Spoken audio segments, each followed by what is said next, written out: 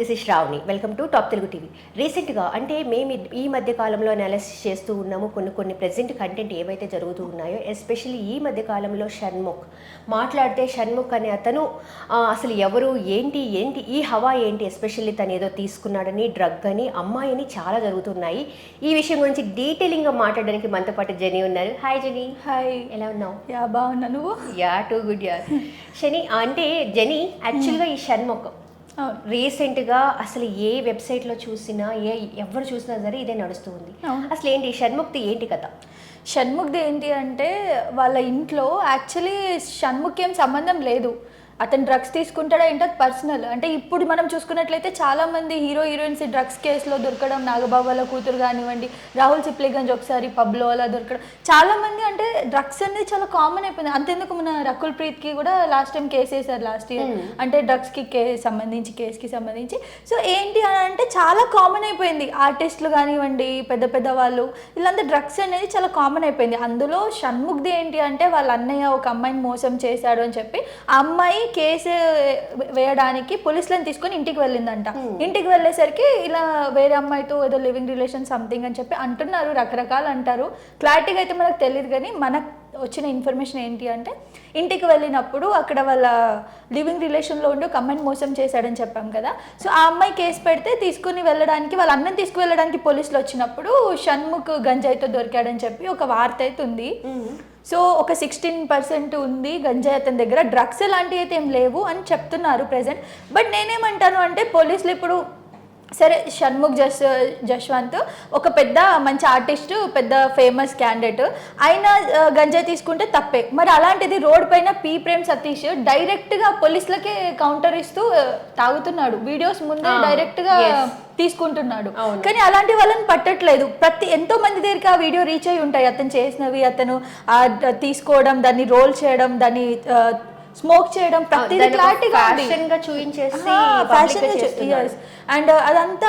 అంటే ఒక normal person అయితే ఏమైనా చేయొచ్చు, ఒక సెలబ్రిటీ లెవెల్లో ఉన్న వాళ్ళు అయితే ఏం చేసినా తప్పు అనేది చాలా తప్పు ఫస్ట్. అండ్ నేను వీళ్ళిద్దరినే పోల్స్తాను ఖచ్చితంగా, ఎందుకంటే నేను చూసిన వాళ్ళలో ఇప్పుడు షణ్ముఖ్ జశ్వంత్ ఒక 60 గ్రామ్స్ తీసుకున్నాడు అని అంటే 16 గ్రామ్స్ తీసుకున్నాడు అని అంటే ఇప్పుడు మరి ఆయన ప్రేమ్ సతీష్ ఇంత ఉన్నా అతని దగ్గర పేపర్స్ లో పెట్టేసి ఎవరో వచ్చి ఇస్తున్నారు, అలాంటి వాళ్ళని కూడా పట్టండి కదా, నేనైతే అదే చెప్తా.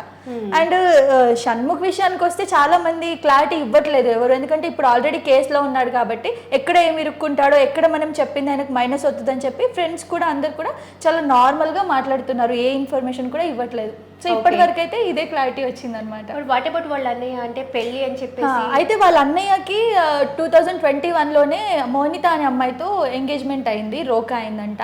బట్ తర్వాత తనని అవాయిడ్ చేయడం అలా చేసి దూరం పెట్టేశాడంట.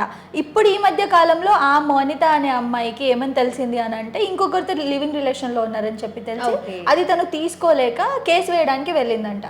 సో అంటే అతనంత ఫేమస్ క్యాండిడేట్ కాదు కాబట్టి మెయిన్గా అతని పైన మనకి కాన్సన్ట్రేషన్ ఉండదు. సో షణ్ముఖ్ విషయానికి వస్తే షణ్ముఖ్ మీద ఎందుకంత కాన్సన్ట్రేషన్ ఉంటుంది అని అంటే కొంచెం ఫేమస్ క్యాండిడేట్, ఇట్ మీన్స్ వాళ్ళ అన్నయ్య కోసం వెళ్ళినప్పుడు షణ్ముఖ్ బయట అంతే. సో షణ్ముఖ్ పర్టికులర్గా ఏదో ప్రూఫ్స్తో సహా అట్లా ఏం లేదు, డైరెక్ట్గా పోయి పట్టేసుకున్నారు అలా అని చెప్పి అంటున్నారు. సో ఇప్పటి వరకు అయితే ఇదే క్లారిటీ ఉందన్నమాట.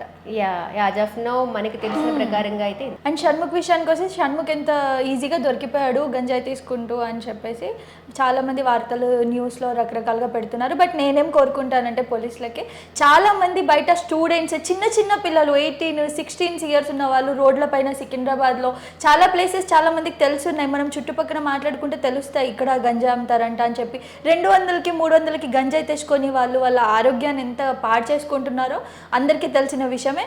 సో పెద్ద సెలబ్రిటీసే కాకుండా నార్మల్ పీపుల్ కూడా గంజాయికి అలవాటు పడి ఉన్నారు. సో అలాంటి వాళ్ళని కూడా గుర్తించి వాళ్ళపై కూడా ఏదైనా ఒక చర్య తీసుకోవాలని కోరుకుంటాను నేను.